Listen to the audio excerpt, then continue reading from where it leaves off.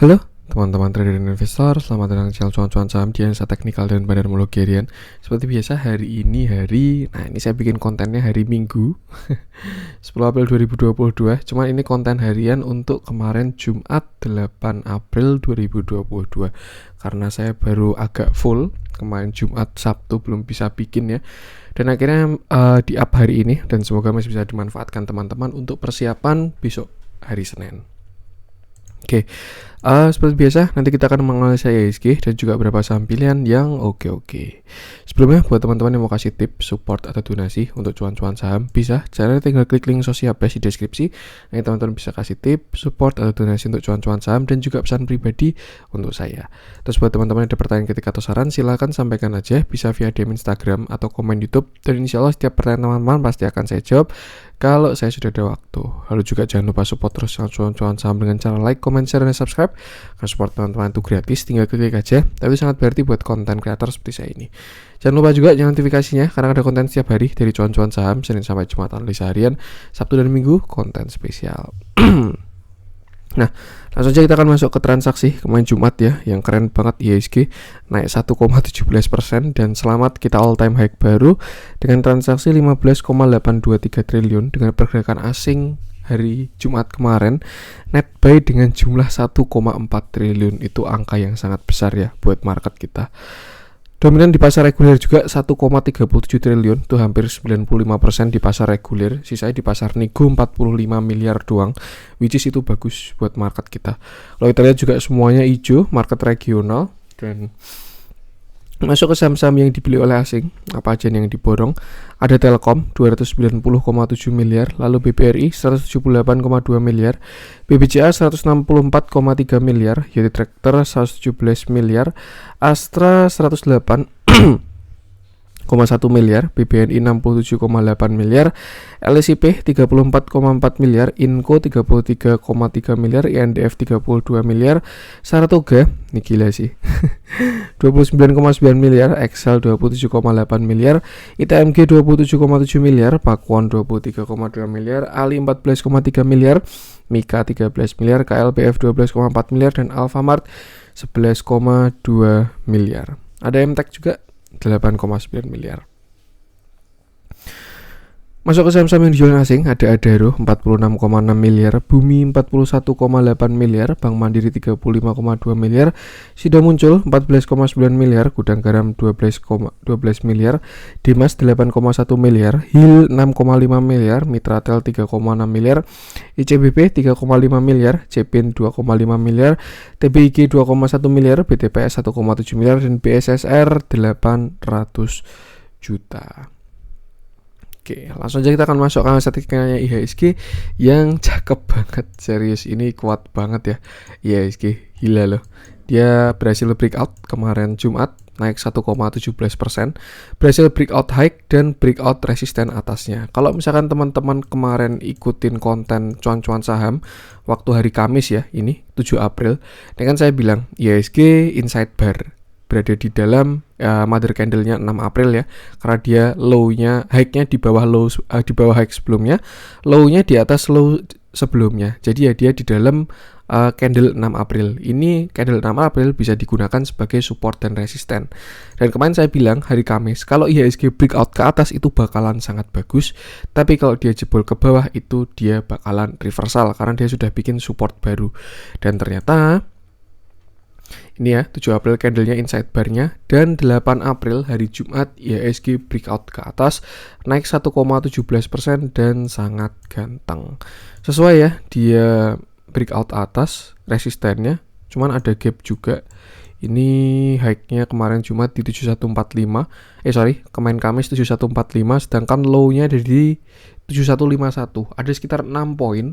Menurut saya tidak terlalu besar, dan kalau misalkan nggak ditutup pun nggak masalah. Karena dilihat dari candle-nya ya, ini bisa aja breakaway gap. Yang jelas bukan common gap. Karena dia nge-breakout suatu resisten, dan ya, ini kalau menurut saya tidak chance-nya kecil untuk menjadi common gap. Jadi untuk ditutup tidak terlalu besar chance-nya. Cuman kalau memang mau ditutup ya udah biarin tutup aja, seperti itu. Yang jelas market masih sangat oke, gila-gilaan juga flow asingnya, dan kemarin selalu saya ingetin selama tren merah ini tidak patah, tren merah ini ya, ini kan major trend line-nya ketika dia membuat uptrend setelah breakout. Selama tren merah ini nggak patah, setiap merah adalah posisi untuk buy tuh, untuk membeli. Nah, kalau misalkan dia nggak koreksi-koreksi, ya bakal lanjut terus karena IHSG masih strong uptrend. View jelek pun sekarang saya rasa sudah gagal. Kemarin ada potensi IHSG rising wedge ya. Ini support trend line, lalu ini resisten trend line, dan berhasil di breakout semua, closingnya pun bahkan cakep banget. Terus sekarang berarti gimana mas? Nah kalau teman-teman ingat juga ya, beberapa hari yang lalu saya bikin bukan view sih, maksudnya ulasan. Kalau resisten trendline atas berhasil di breakout, tren itu bakalan menguat. Selalu saya bilang ya, misalkan sekarang slope-nya seperti ini anggap 45 derajat ya, kayak gini kemiringannya. Tapi ketika berhasil di breakout, slope-nya kan jadi lebih kuat. Jadi misalkan anggap seperti ini, anggap 30 derajat. Yang artinya apa? Harga bakal naik semakin kuat, itu base skenario-nya seperti itu. Cuman kalau dilihat dari flow asing, candle, breakout, trend line, TA dan lain sebagainya, saya rasa view itu tadi bakal besar chance-nya untuk terjadi. Yang artinya apa? Tren IHSG bakal menguat sejak saat kemarin Jumat ketika breakout seperti itu. Karena ya ini, resisten become support. Tuh, pernah terjadi ke saham-saham sebelumnya yang misalkan sebelumnya trennya kayak gini ya. Misalkan trennya kemiringannya sehat 45 derajat gini. Set. Nah, harganya berada di dalamnya, naik turun. Terus habis itu dia breakout resisten atasnya des gitu kan. Nah, habis itu slope-nya jadi lebih menguat kayak gini. Nah, ini kan bakalan lebih cepat kan naiknya. Yang sebelumnya kayak gini, set ketika breakout yang atas ini, kayak sini. Nah, ini kan dia jadi support, retest terus naik jadi lebih kuat. Cuman memang biasanya itu juga sudah mau koreksi karena tren terkuat itu biasanya menghabisin jatah lah bahasanya kayak gitu. Tapi yang jelas yang namanya koreksi nggak langsung ujuk-ujuk kebanting 20% gitu nggak. Nanti bakalan kelihatan. Biasanya kalau misalkan trennya sehat, kalau saya lihat sini IHSG trennya sehat ya. Kalau dia mau koreksi nanti bakalan ke samping dulu. Yang selalu saya bilang juga. Jadi ke atas terus nanti ke samping. Nah, kalau dia mau selesai, rally-nya baru bakalan kayak gini. Jadi nggak ujuk-ujuk naik, langsung turun kayak gini nggak. Biasanya ke samping dulu, fase distribusi, berita bagus pada keluar, dan lain sebagainya. Asingnya nanti keluar perlahan, baru koreksi. Tapi selama fase ini belum terjadi, IHSG masih tidak ada masalah sama sekali. Kemarin yang sempat diragukan orang-orang ya, itu di sini nih. Saya pun juga ada ikut ragu lah waktu awal-awal itu. Karena asingnya nggak konsisten ya. Waktu di awal dia malah kebanyakan net sell. Cuman mulai dari sini sekitar Desemberan, Januari itu asingnya mulai net buy bagus. Jadi ya terjadinya seperti ini. Nah ini kan udah kelihatan ya ketika dia rally terus habis itu gerak ke samping. Nah kalau misalkan kemarin dia breakdown 6487 ya dia bakalan reversal. Tapi ternyata malah breakout dan malah melanjutkan rally-nya seperti itu. Jadi so far IHSG masih bagus. Saya rasa masih nikmati momennya aja. Kalau misalkan kita ikut timing ya mungkin kalau orang-orang bilang kan Mei ya. Mei itu kan fasenya sell on May and go away. Jadi apakah akan terjadi koreksi di Mei? Ya bisa terjadi, tapi bisa nggak terjadi juga. Karena kalau misalkan teman-teman ingat ya, akhir-akhir ini siklusnya agak berbeda. Kita kemarin rally aja bulan Februari. Tuh, yang kata orang-orang yang siklus-siklus sebelumnya, bulan Desember itu window dressing, bulan Januari itu Januari effect. Nah, kita rally-nya malah September. September rally. Di sini ya, September mulai rally, September Oktober rally. Nah, dari November sampai bulan Februari dia sideways. Jadi kayak gak ada siklus-siklusan dah. TA pasti benar ya, itu kayak ada yang ngomong kayak gitu ya gak sih? Gak tau lah itu. Yang jelas kalau kita merasakan ya kemarin memang beda dari siklus timingnya. Yang biasanya kan Desember ngegas, Januari ngegas, tapi kemarin enggak, malah ngegasnya September sampai Oktober, November sampai Januari itu sideways, dan Februari dia ngegas lagi tuh. Jadi untuk siklus bulan Mei yang sell on May and go away itu menurut saya masih perlu dipastikan. Lebih baik jangan spekulatif karena kemarin pun siklusnya juga agak berbeda. Tuh, lebih baik tunggu konfirmasi dulu aja. Kalau memang dirasa nanti trennya sudah patah, dia mulai sideways, mulai reversal, baru mulai batasi resiko dari market. Cuman selama masih super bullish kayak gini, enjoy the ride aja sih. Karena kalau menurut saya ini salah satu Indonesia itu sangat diuntungkan dengan keadaan saat ini. Kalau teman-teman lihat yang namanya komoditas itu kan gila semua itu. Batu bara, CPO, sampai harga minyak goreng naik tinggi, harga Pertamax juga naik. Ya kalau menurut saya bukan masalah politik gitu, tapi karena komoditasnya naik gila-gilaan aja gitu. Kayak kemarin sedikit bahas minyak goreng lah ya. Waktu harga HET-nya 14.000 itu kan nggak ada yang keluar tuh, langsung minyak gorengnya langka. Sebenarnya supply-nya tuh ada, cuman kenapa langka ya karena pengusaha nggak mau jual rugi kan. Anggap harga pokok penjualannya dia tinggi lah, misalkan gara-gara CPO-nya naik tinggi, harga produksinya jadi tinggi juga, terus disuruh pemerintah jual di harga 14.000, ya mereka nggak mau dong, maksudnya jual rugi. Emang siapa pengusaha kan nggak mungkin kerja bakti juga, mereka cari cuan dan lain sebagainya. Yang terjadi ya barang disimpan sama mereka, kalau nggak harganya dinaikin ya mereka nggak mau.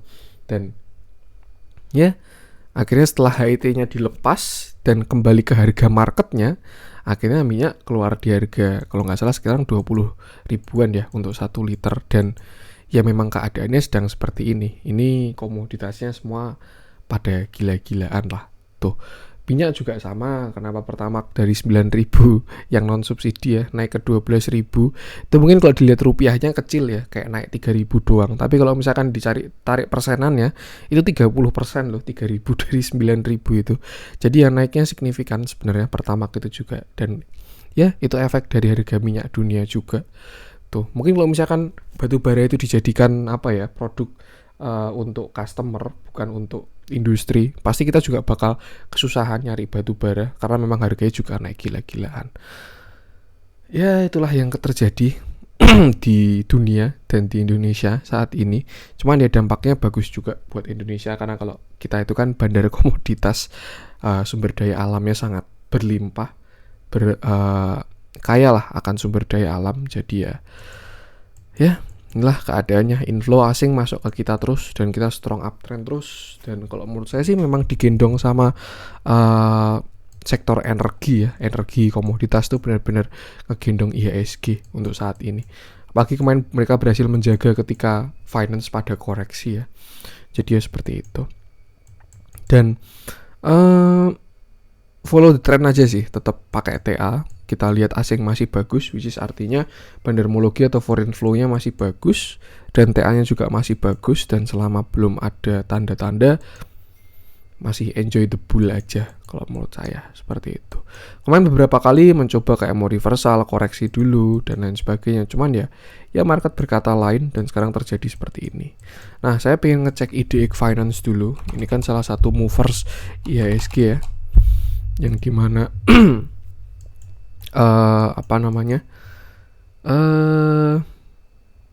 hampir semua saham-saham movers ada di sini. Nih keadaan IDX Finance kita yang posisinya cenderung sideways kalau menurut saya, karena dia tidak lower low maupun tidak higher high. Nah, mereka berada di range sini 1650 sampai 1569 nih ya. Dia tidak higher high, tidak lower low, jadi ya sideways kayak gini. Nah, kalau misalkan IDX Finance ini breakout ke atas itu bakalan bagus, tapi kalau jebol ke bawah itu bakalan reversal. Jadi ini bisa digunakan untuk patokan juga. Kemarin sempat patah uptrend lagi dan sekarang sedang posisi retrace, tapi kalau kita lihat sudah ada 2 candle rebound ya. Reboundnya agak dalam, bukan dari 0,618 tapi dari 0,786. Ya lumayan lah. Dan itu untuk IDX Finance sendiri bakalan cakep kalau dia berhasil break high di 1653. Itu bakal menyelesaikan fase sideways ya untuk saat ini ya. Untuk sektornya kalau kita lihat beberapa big bank ada yang uptrend. Ya kebanyakan memang posisinya sedang uptrend. Cuman pada fase ini untuk yang kayak misalkan bentuk-bentukan BBRI, BBCA itu kan baru cenderung sideways karena memang sektornya juga seperti ini. Tuh. Kalau kita tarik sini juga ada potensi yang cakep juga nih ya, bisa bullish flag atau apalah itu.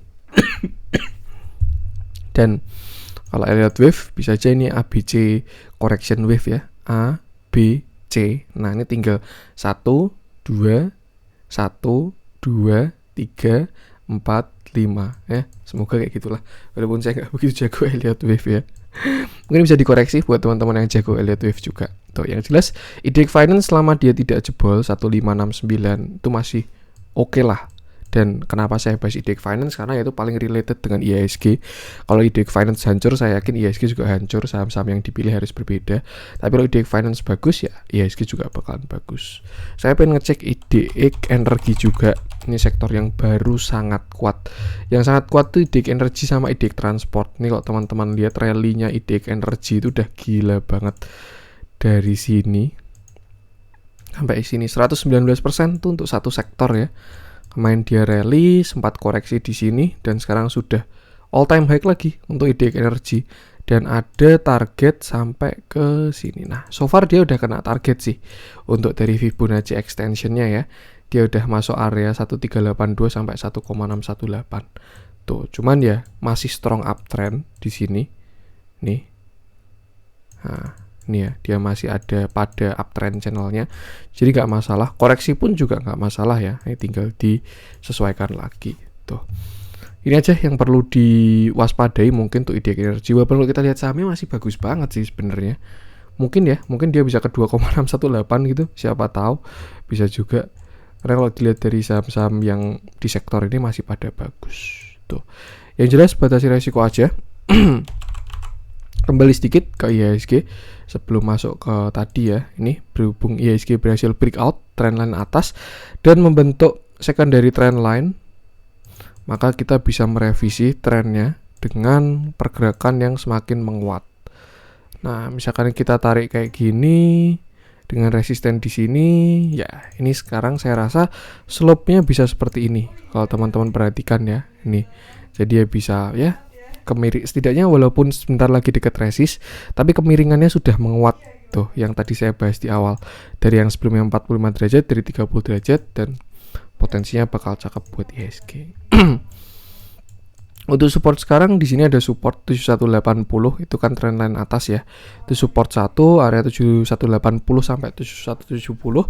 Lalu setelah itu support 2-nya di sekitar 7150 dan support ketiganya ada di 7100. Seperti itu. Sangat bullish, flow sangat bagus, tinggal pilih saham yang baru bullish aja daripada cari saham yang mencoba reversal. Saya rasa lebih cakep follow the trend aja, itu bakalan lebih perform ketika IHSG seperti ini. Selalu ingat batasi resikonya. Itu untuk IHSG. Langsung saja kita akan masuk beberapa saham pilihan. Kita mulai dari yang dibeli asing dulu. Saya pengen bahas BBCA yang dia ujuk-ujuk rebound ya. Kemarin bahkan view terakhir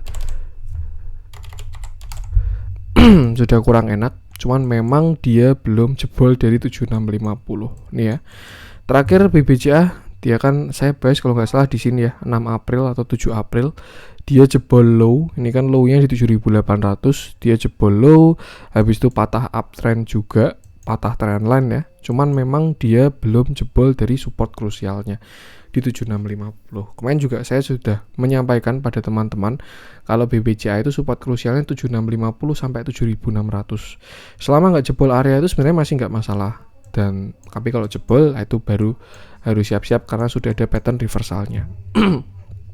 Nah, kalau kita lihat sekarang BBCA sudah kembali lagi, dia masuk ke area 7800-nya lagi. Closingnya juga cukup menarik di 7850.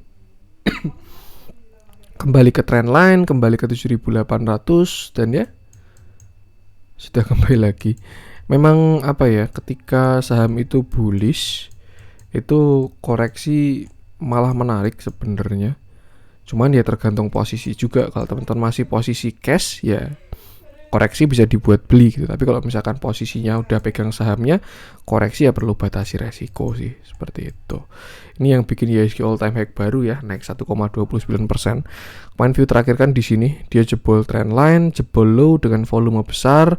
Lalu tapi di 7 April ada candle reversal, walaupun candle reversal terlemah ya. Ini inverted hammer tuh kan candle reversal tapi yang paling lemah. Dan ya hari ini sedang menguat.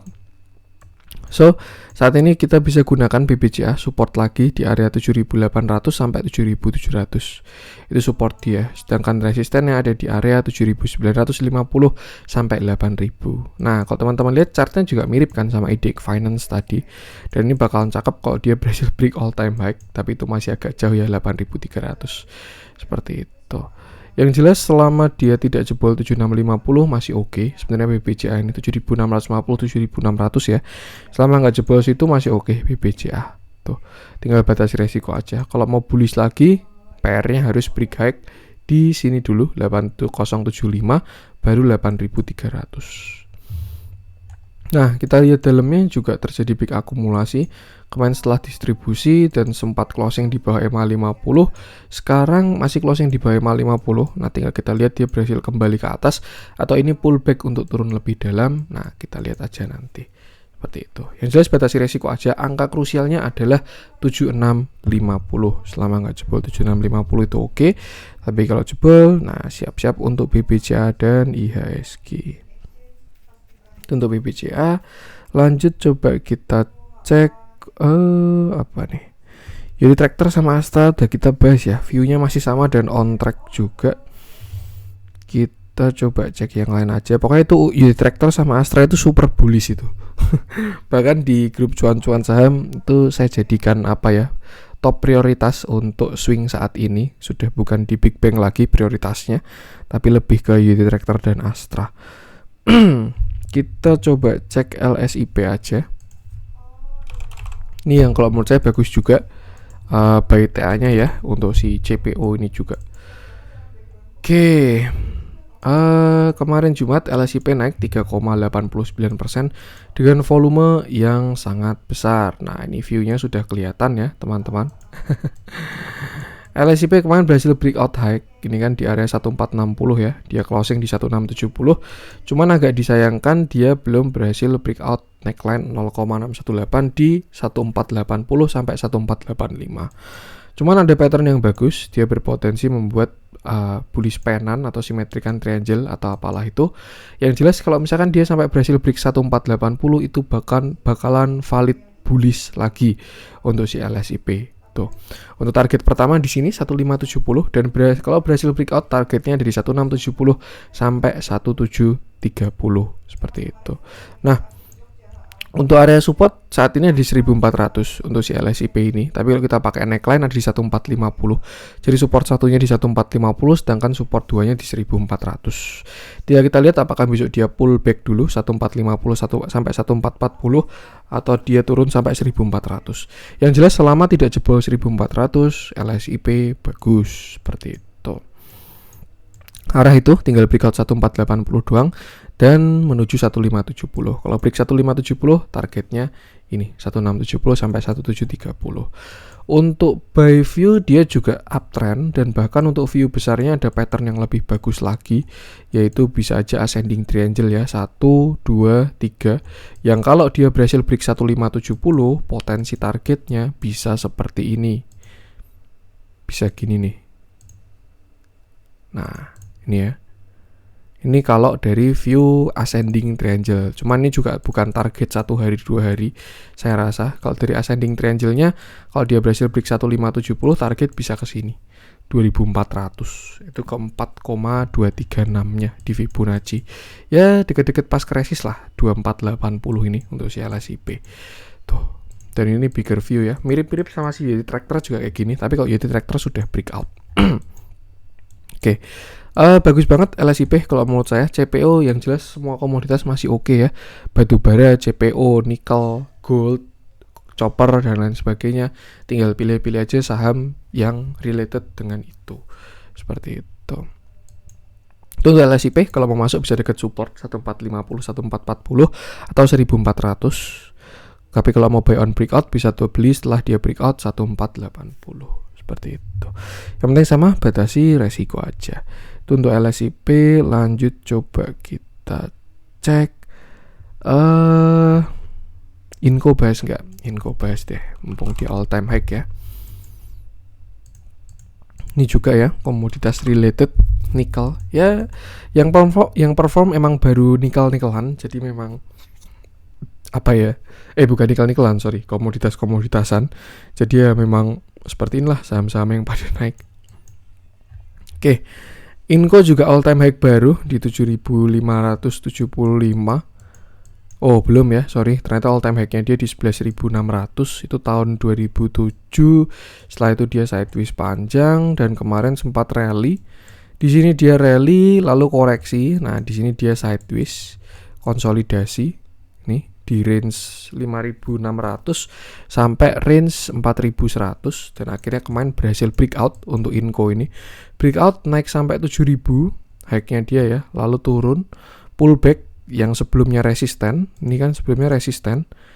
Ketika di breakout becoming a support. Nah, dia mantul lalu sekarang naik lagi sampai berhasil break high. Nah, dan sekarang dia berada di 7575 seperti itu. Cakep, jelas karena dia berhasil break high dan berhasil break neckline ya. Nih. Dan saya rasa buy TA next stop ya kalau kita nggak pakai all time high kan. Nih, resistennya di sini nih. 7.850 sampai 8.100, terus habis itu di sini sekitar 9.150 sampai 9.600, baru di sini 10.500, 10.000, baru 11.750. Itu kalau pakai resisten-resistennya. Cuman kalau kita pakai Fibonacci bisa juga tarik target by Fibonacci ya. Ini kita tarik dari swing high ke swing low. Di sini 7.050, sedangkan low-nya ada di 5.450. Nah, target dari si Inco ini ada di sini 7.650 sampai 8.025. Tuh. Kalau misalkan ada reject bisa pasang trailing stop dulu. Cuman ya selama tren tidak patah, follow the trend aja. Apalagi kalau teman-teman punya average-nya bagus-bagus ya. Misalkan punya average bagus di bawah. Tuh, kan sayang misalkan kemarin beli waktu cup handle di sini ya. Ini kan ada cup, ini bikin handle, siapa tahu beli di sini atau beli di sini ketika dia breakout. Nah, itu masih bisa hold aja. Tapi kalau teman-teman average-nya agak tinggi, misalkan kemarin beli di 7.000 ya. Nah, kalau kena resisten bisa pasang trailing stop dulu kalau ada pelemahan seperti itu. Untuk support sekarang saya rasa 7.000 sudah menjadi support si Inco dan range-nya lebar. Dari 7.000 sampai 6.800 itu support Inco. Sedangkan resist saat ini 7.650 sampai 8.025 dulu. Kalau breakout nanti bakal ke resisten selanjutnya seperti itu.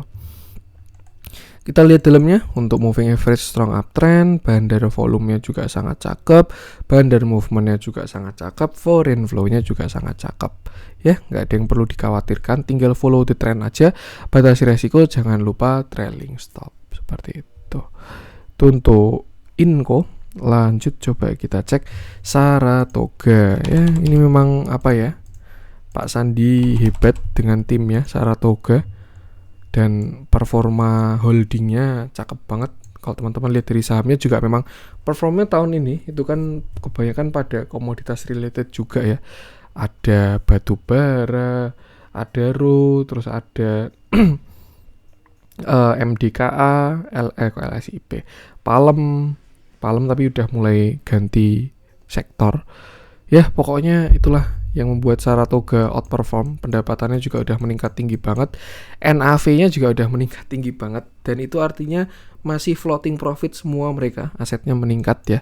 Kalau misalkan di TP ya tambah gila. Tapi ya masih floating lah.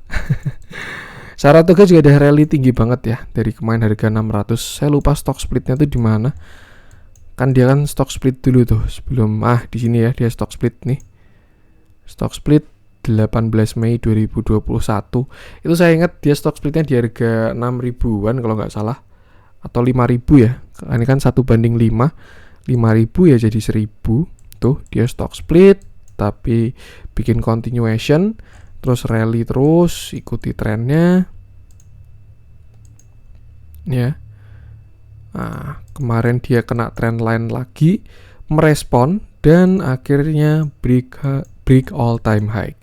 Terakhir ini kan Saratoga agak konsol ya. Kemarin juga saya sempat bilang kurang oke, tapi selama belum jebol dari 2600, Saratoga ini masih dalam toleransi. Kenapa? Karena dia belum reversal.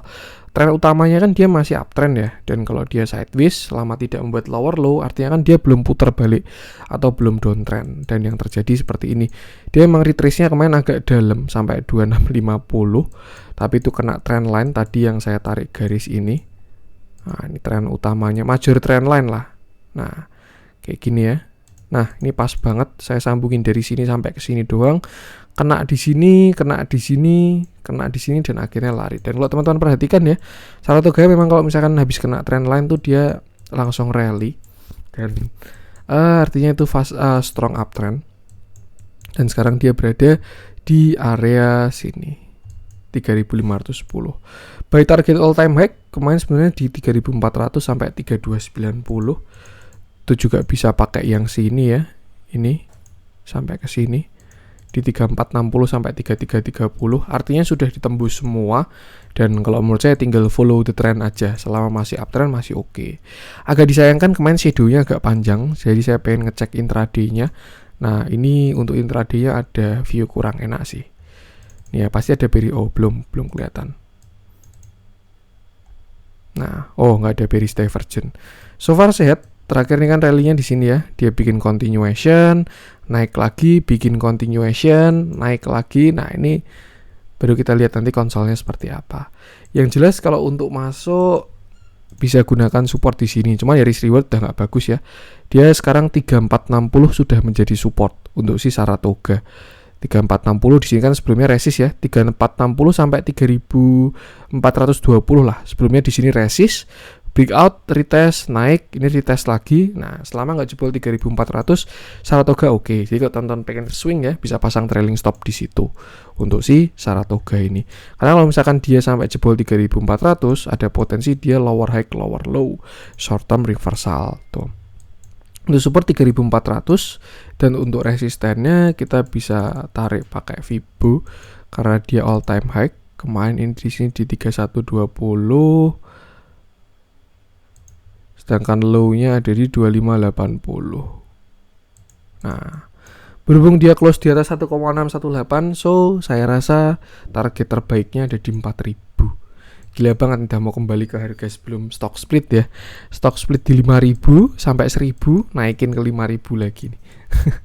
Tuh, batasi resiko aja. Nah, pas juga kan untuk supportnya 3460 sampai area 3400. Kalau teman-teman masih punya barang di bawah, hold aja. Saratoga masih oke. Mungkin nanti juga dia bakalan sideways, kembali ke trend line lagi, baru naik lagi. Tuh, yang jelas batasi resiko selalu. Dicek dalamnya, kemarin sempat juga jebol 550 ya.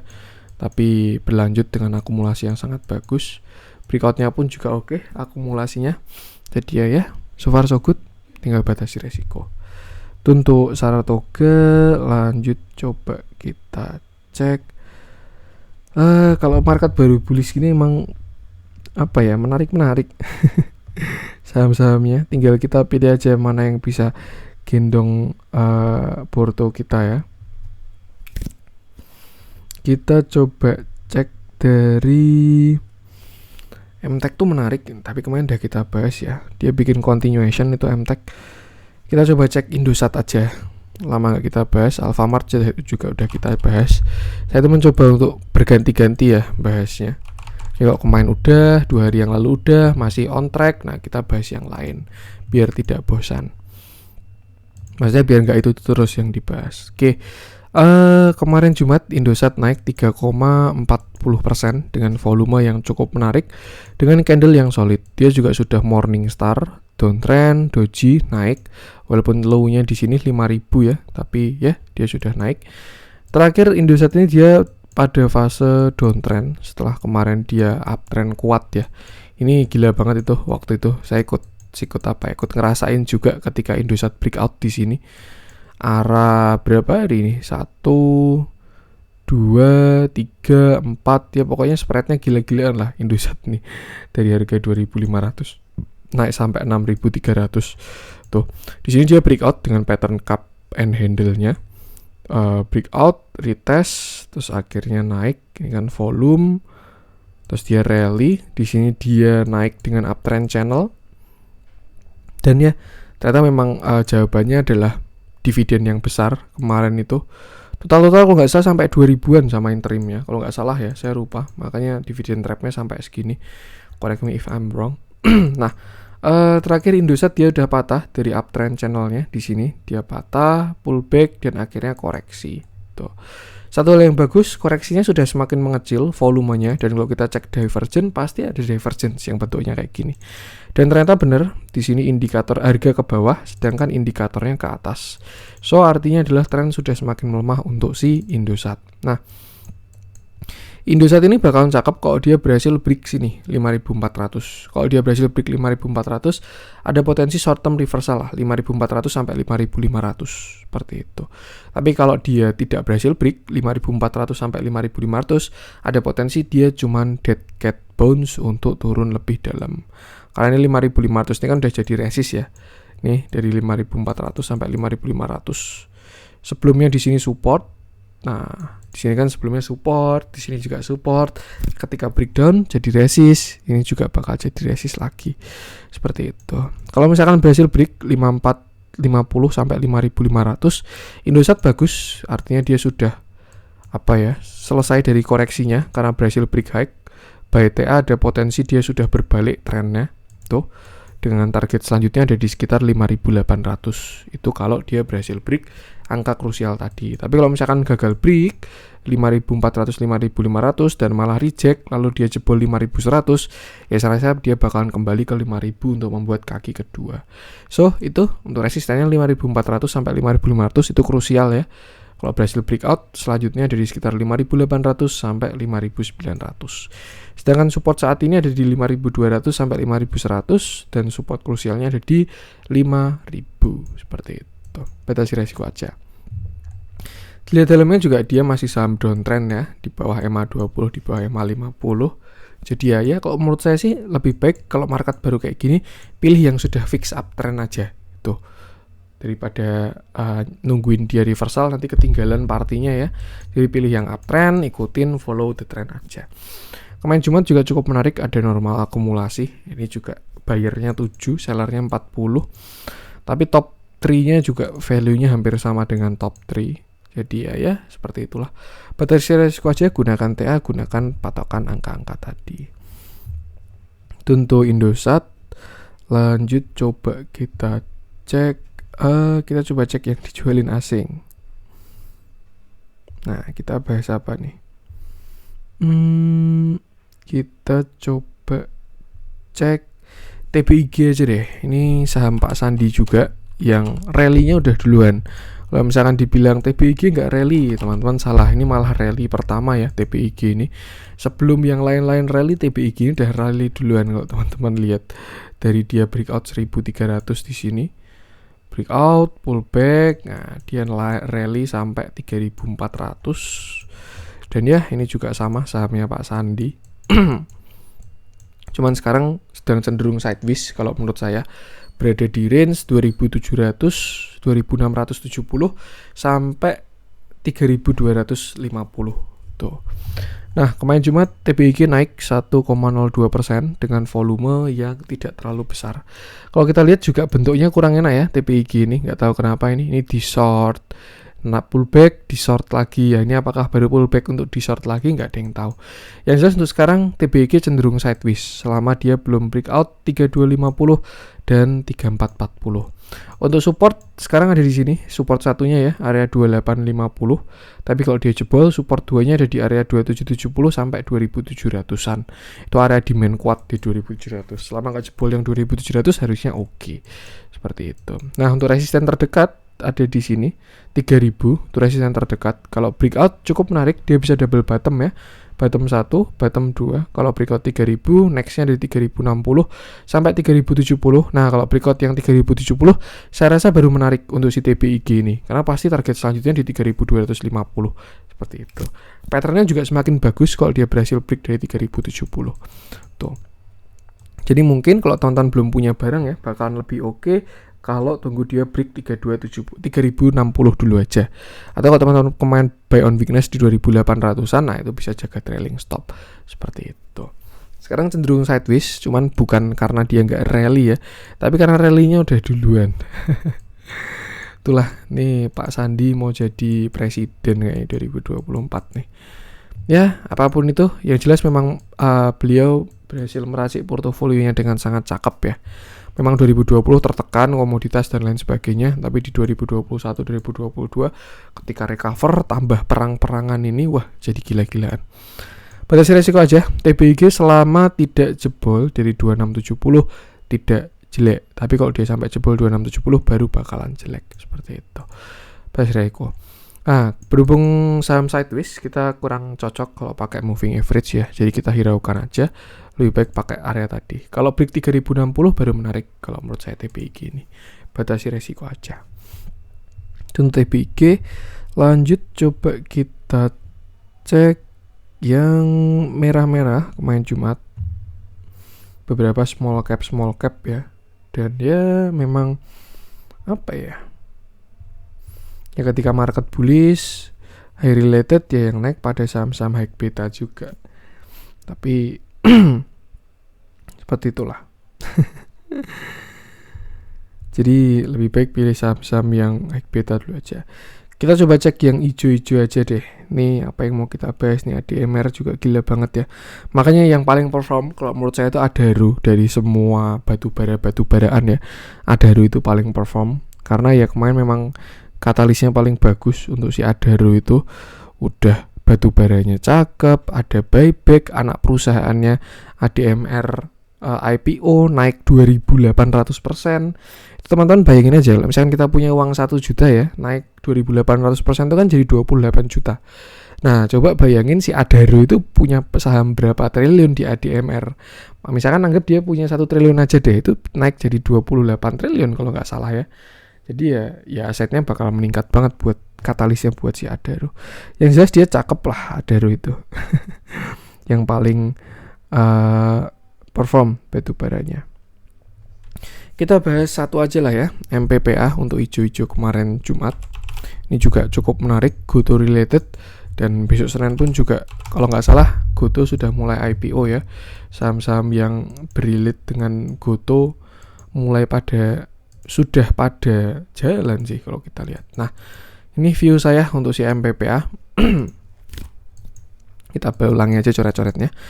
Oke, kemarin Jumat MPPA naik 5% dengan volume yang sangat bagus. Terakhir dia koreksi, ini agak menyakitkan koreksinya, menelan banyak korban. Dari 700 sampai harga 200. Itu ya agak cut loss, wah saya yakin pusing itu. MPPA koreksi sampai harga 200-an dan kemarin di 200 dia berhasil reversal. Sudah valid kalau menurut saya. Terakhir view saya kayak gini ya, dia reversalnya lemah dengan uptrend channel.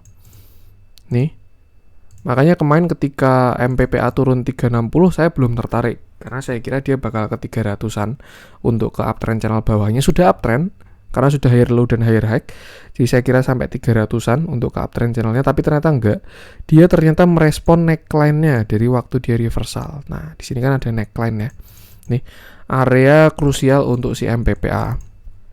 Di sini dia rebound, bikin resisten. Nah, di sini dia kena resisten turun lagi. Di sini dia berhasil breakout dan setelah itu dia reversal. Di sini ada double top ya, top 1, top 2. Ini juga saya bahas. Dia reversal turun sampai 370-an dan di sini ada reject dan bagusnya lagi kemarin dia ada reversal lagi. Double bottom 1, bottom 2. Ini cakep kalau menurut saya ya. Kalau misalkan kita tidak pakai view dari uptrend channel, yang artinya kita pakai view dari cup and handle, target dari MPPA itu bisa ke sini. Nah, bisa sampai ke 536. Itu kalau dari cup handle. Atau kalau misalkan kita pakai di sini bikin continuation dah. Misalkan kayak gini. Nah, targetnya bisa segini. Nah, mulai menarik ya. Nah, untuk si MPPA ini. Dan kalau kita pakai Fibonacci, ini kita pakai target-target dulu aja ya. 450, low-nya sampai 364. Nah, pas targetnya juga di 482 sampai 500-an seperti itu. Itu juga kalau kita tarik pakai area support resisten, itu juga pasti area kuat juga ya. Di sini area kuat dulu 450, makanya kemarin dia turun dulu. Nah, kalau misalkan besok berhasil di break high 450-nya, targetnya ada di sini 492 sampai 516 untuk si MPPA ini. Kalau teman-teman masih punya barang ya, hold aja nggak masalah kalau menurut saya, karena dia sudah valid reversal. Ini ada double bottom ya, bottom 1, bottom 2, dan volumenya pun juga bagus. Jadi sekarang supportnya ada di area 400 untuk si MPPA. 406 sampai 396, 398, 400 lah. Area 400 itu udah support MPPA.